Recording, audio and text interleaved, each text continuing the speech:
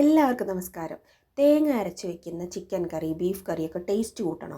ഒരു ചെറിയ ടിപ്പ് അറിയുന്നവരുണ്ടാവും, അവർ കണ്ട, അല്ലാത്തവർ കണ്ടാൽ മതി. നമ്മൾ തേങ്ങയുടെ അരപ്പ് അരച്ചതിന് ശേഷം നേരെ കറിയിലേക്ക് ഒഴിക്കരുത്. പകരം ആദ്യം തന്നെ എണ്ണയൊന്ന് ചൂടാക്കിയിട്ട് അതിലേക്ക് ഒരു പിടി ചെറിയ ഉള്ളിയും കറിവേപ്പിലയും കൂടെ നല്ലപോലെ ഒന്ന് മൂപ്പിച്ചെടുക്കുക. അത് നന്നായിട്ട് മൂത്ത് വരുമ്പം നമ്മൾ അതിലേക്ക് അരപ്പ് ഒഴിക്കുക. തേങ്ങ അരച്ച അരപ്പില്ലേ, ആ അരപ്പ് ഈ ഒരു എണ്ണയിലേക്ക് ഒഴിക്കുക.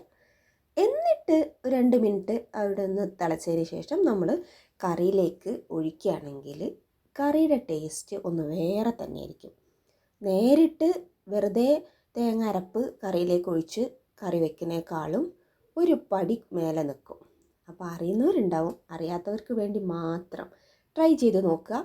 ഇഷ്ടപ്പെട്ടാൽ ലൈക്ക് ചെയ്യാനും ഷെയർ ചെയ്യാനും മറ്റ് വീഡിയോസ് കാണാനും മറക്കരുത്. താങ്ക്